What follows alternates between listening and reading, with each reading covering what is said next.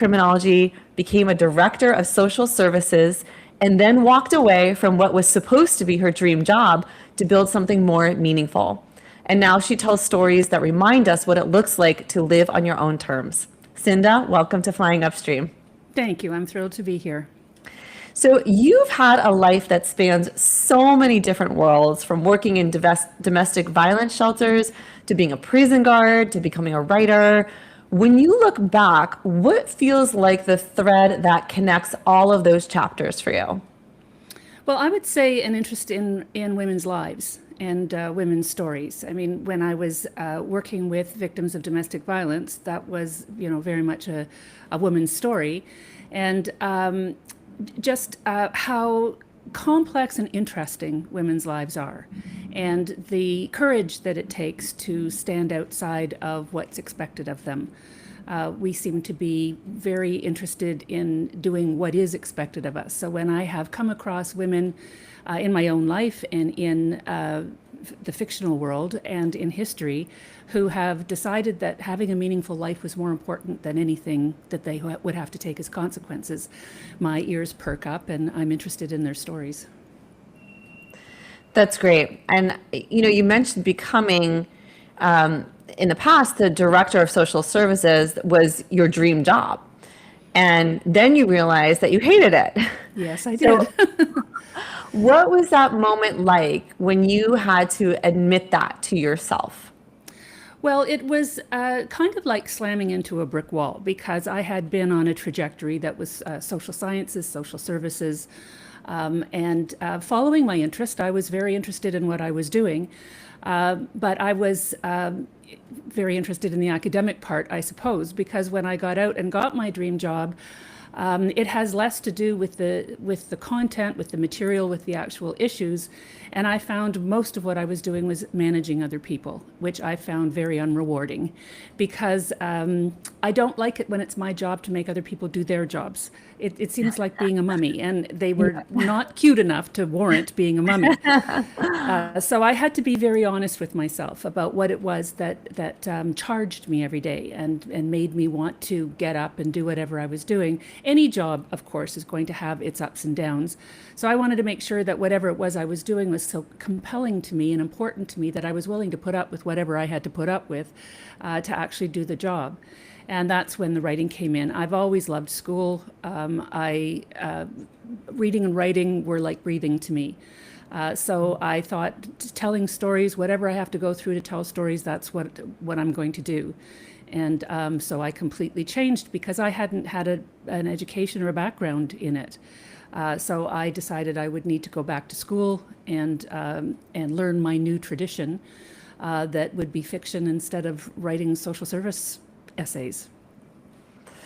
Yeah, and it's so courageous that you did take that leap, because a lot of people would stay in that role of their dream job just because they should, or it's good money, or it's comfortable. Mm-hmm. But you didn't. You took that huge leap. And I'm curious, what gave you the final push to actually walk away and ask yourself what is meaningful enough for you to do instead, which of course was the writing, but. Well, I would say it was my level of discomfort. I mean, once you realize that you're not happy about something, you have a choice. And if you have a choice, then you've got nobody to blame but yourself. If you remain unhappy, then it's you who is making you unhappy. Especially for women, that the amount of freedom that women have today, the amount of autonomy they can have if they want it, the decision is really in your hands. So I just decided that this was not something that was going to make me any happier 2 years, 5 years, 10 years from now. And you've got one life, and how do you want to spend it? So once I think the hard part is when people don't admit that they're unhappy about something. That's what can keep you in a marriage, a job, whatever. When you think things are going to change, you think you're not as unhappy as you are, because it relieves you of the responsibility to act. But once you accept, okay, this is not working, then you are, it's much easier to, it's mechanics after that. How am I going to deal with this? It's not the angst of should I or shouldn't I? Wow. I want to just pause on what you said for a moment because it's really profound that people stay in places where they're unhappy because they can't admit it to themselves. If they did admit it, it would You'd have mean to do that, something about it. Yeah. yeah, you would have to do something about it, which is totally spot on. And yeah, I think there's people have fear. There's social pressures, family pressures to do what other people expect of you and what they want you to do. Yeah, and that's a huge piece of this for sure, for sure. Now, you eventually found your way to writing, but not in a romanticized way. You had to figure out how to make a living doing it. And what did that transition really look like behind the scenes for you? Well, what was selling at the time was romance. Category romance is a genre that was discovered and nurtured by Harlequin. And it was at the time there was lots of talk about, you two can write a romance. So I started, I'd never read one before, but now I was consuming them by the dozens to try to figure out how to do that. They're tricky little suckers to write, I have to tell you this, because it's easy enough to get two people to fall in love on the first page. It's keeping them arguing for 350 pages without either one looking like an idiot that's the hard part. So you're supposed to come with 3 chapters and an outline and send that in and see if you can spark any interest with an editor. And I did several of them to get a different form letter rejection. And this was becoming very demoralizing.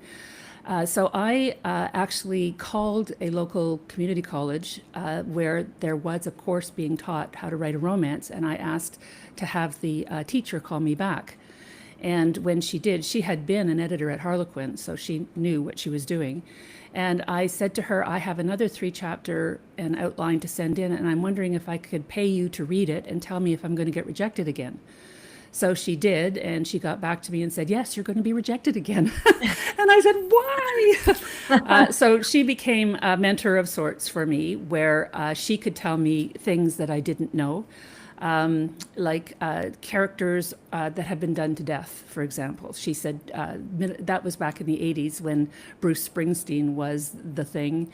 And she said, don't make a middle class hero. If you want to do an artist, make him a house painter to have a fresh take on a story. So I started from the bottom again and put together a new story. And this was my heroine was a youth bureau police officer. So you see the switched roles. And my hero owned a group home. And I set it in Guelph because I was told at the time that Americans find Canadian locales exotic. Is that true? I don't know if I was given the right information or not, but Guelph, which is where I went to university, which is as much as a normal small town as any small town you would have, became the exotic locale. And so the thing that they argued about was child rearing. So she had a kid that she had to put in a group home. His was the only bed in town that was open. And so she had to place him there, even though she knew she disagreed with his way of bringing up kids.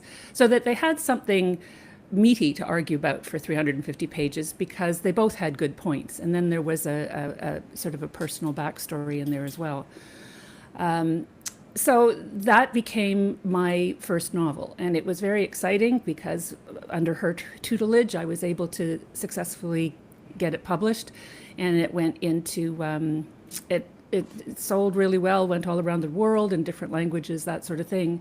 So it was a very gratifying early success. Now, I also had to work part-time to be able to support myself because it's very difficult to make a living as a writer. But I didn't mind that because I was doing what I wanted to do. So anything that I was doing was perfectly fine for me.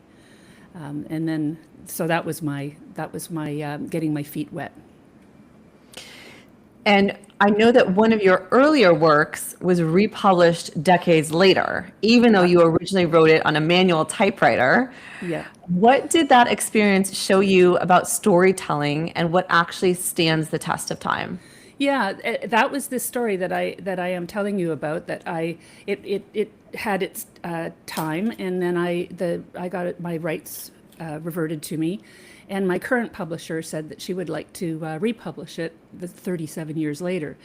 And you're right, I did it on a manual typewriter, so there was no electronic copy of it for me to be able to submit to my current publisher.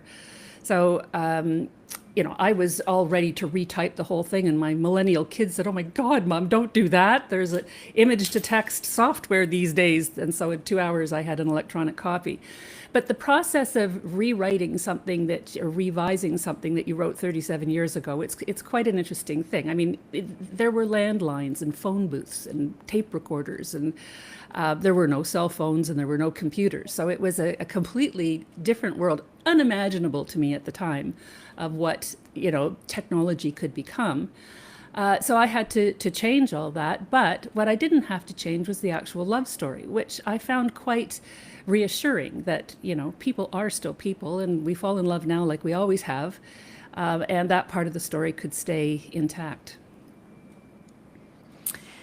I appreciate that people still fall in love the same way that they always have. And our technology may change, the world around us may change, but deep down at our core, we're still people who want to fall in love and have that romantic experience. That's so beautiful. Yeah. There is a human condition. We are a certain thing, and we're very inventive in the technology part of it. And I understand that technology and dating don't really mix very well from the stories that I hear. But all our propensities to hope and dream, and all the things that we want, we always wanted. We just have more options now as to how to get them. Yeah, and that's a great point. And now your work focuses a lot on historical fiction centered on women breaking convention. Yes. What draws you specifically to those kinds of stories? Well, they are people I admire, that can actually be driven from the inside out rather than governed from the outside in. That these women who I have both invented and discovered were willing to pay whatever price they needed to pay to have a meaningful life, and they had meaningful lives. So it's the story becomes intriguing to watch how they did it and watch kind of in real time as you live it through with them, how they accomplished what they did for themselves. And it was for themselves. They weren't going out there and trying to save the world. They were going out there to do their responsibility to themselves, which was to have a meaningful life. And I say meaningful rather than happy, because life isn't always happy. But you can cope with unhappiness if you feel that what you're doing is truly meaningful to you. It's like, you have a child. Bringing up a child is really difficult, but there's really nothing more rewarding than that. So the meaning was what I saw them driving for. And it's out of my respect and admiration for that kind of a story that's the world I want to live in. And you do live in a story when you're writing one. I was out there paddling with them as they were paddling and riding horses while they were riding horses. And that's the world that I really like to live in. That's beautiful. I appreciate that you are living it with them, because your stories often highlight women who refuse the roles that they're given, much like your own story. And whether that's, being the farmer's wife or settling into a sensible life, do you see parallels between those women and women today? Yes, women's lives have always been very complicated, of course, because of reproduction. That's what the complication was. And now, because women have autonomy over, when they have kids, if they have kids, I see that there is a lot of confusion about how do you fit in a full-time occupation, that you want to have as a woman. You want to have an intellectual life. You want to have an actual life that's your life, without having to sacrifice the experience of having children. And it is a very complicated road now. I had two sons, and they each had two daughters who are now just coming up to 3 years old. So they made me a grandmother I tell them, I have twins. You each have one, I have twins, because they're only 3.5 months apart. So when I have them, it's toddler chaos. But, I watch as women try to be mothers and professionals. And that's a very tricky thing. I find I did it differently because I have had and have again my intellectual life. And the whole time I was bringing up my kids, I was going to school with them as I went back to school through English. But it was very important for me to have the experience of bringing up my kids. And it was really difficult to do all of that. I felt like my husband and I were doing 5 full-time jobs between the two of us. And so but the happiness that comes from that is also, unparalleled in anything else. But yes, those kinds of pushes and pulls are here today, in women figuring out what they want and how they're going to manage that. Yeah, I mean, your comment that how complex it is for women to not want to sacrifice their professional life or their passion and still have children and be an awesome mom. Mm-hmm. Gosh, I have to think that probably goes back to cavemen days. Like, that is something that will be here forever. It is so difficult. Yeah. Except that back in caveman days, the idea of women having a profession or to having some work she did outside the home was unheard of. So we have, in these times, I mean, there are good and bad things to that, because it's very difficult to have, 2, 3, 4, 5, the equivalent of full-time jobs to do that it goes 24 hours a day. All that sort of thing. But there is the possibility now of trying to figure that out, where until fairly recently in history, that those options were not open to women. Yeah, that's a good point. And I know you've actually written about the 1970s in your book, Everything I Hope For. Mm-hmm. I'm curious what it was about that era that felt important or compelling for you to explore. Well, I lived through it, and I came of age in the 70s. So this is probably the most autobiographic in spirit book that I will ever write. So that decade was important to me because I experienced history. It was a very different way of writing a book than the first two that I learned. The first one, This God-Forsaken Place, I wrote set in 1885, and then the second one, A Small Compass, was set in 1806. So I learned about those worlds through research. And it was a very intellectual experience in that sense, that I was stitching together worlds that I didn't know about, and I had to go and find information that would, tell me what it smelled like and what it felt like, and what, all of those things that you need to breathe into a story as a writer. But in the 1970s, apparently it's historical fiction, because if you set at least half of your story 50 years ago or more, it's considered historical. So unfortunately, I'm walking, talking historical here. But those times were very tumultuous. They were important times because of the complexity, sort of the modern complexity in women's lives. In Canada, the Divorce Act changed in 1968, and apparently a lot of women wanted out of their marriages at the time. So the divorce rate soared through the 1970s. So you had a lot of domestic disruption during that time, as women were trying to find their feet about what they owed their families, what they owed themselves, what they were willing to put up with, what they weren't willing to put up with.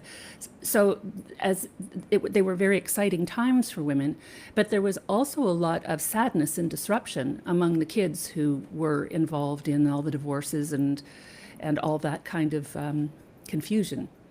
So, but people come of age in all kinds of different circumstances. So my protagonist did at that time, and she chose the actual fate worse than death as far as everyone was concerned, which was the long-haired hippie with no job. That was the the devil himself as far as people were concerned. And that put her in the position of having to figure out who she was going to listen to. Everybody loves to tell women what they should and shouldn't do. So she has to decide who she's going to listen to and what decision she's going to make for herself. So that kind of a story could have turned into all kinds of different stories. I mean, it could have been the Romeo and Juliet true love crushed story, which it is not. It could have been a kind of a naturalist story where they're kind of stuck and there's nothing they can do about it. And it isn't that kind of a story either. It's her going out and you live with her in real time, watching how she makes decisions, how she suffers for the bad ones and how she's rewarded for the good ones, and how she figures out how she's going to have her meaningful life.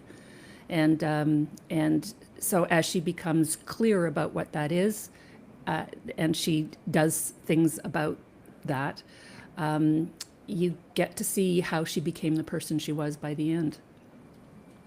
Incredible. Incredible. Well, Cinda, this has been an incredible conversation and we are winding down a bit. I've got one last question for you. For someone who's listening right now who feels that quiet pull toward a life that looks different, if they could borrow just a fraction of the courage from the women that you write about, what would you want them to do next? I would want them to be honest with themselves. I think everything arises from that if you are brutally honest with yourself, you can decide what you're willing to you're willing to suffer for, and what you're not. More recently in my life, I decided that I was going to retire teaching because my 2 granddaughters were born. And I thought, in my list of priorities, what's most important to me? Well, this would allow me to become a full-time writer, which is very important to me, and a good grandmother. And both of those ended up being more important than grading another 1,000 student essays. And that was 3 years ago, and I am a meaningful grandmother to both of those little girls. I adore them. And I get to do things like this now that I couldn't have done if I had been teaching. So if you take the leap and you aren't honest with yourself about what's important to you, you're going to land somewhere that is worth whatever you have to go through to get there. Such wise words. Cinda, this was such a powerful conversation. I really want to thank you for being here. The stories remind us that the desire to break free, to choose something different, to live more fully, it's always been there, especially for women. And the question is, my free spirits, what are you going to do with it? Cinda, thank you so much for coming on and sharing your story with us today. Thank you.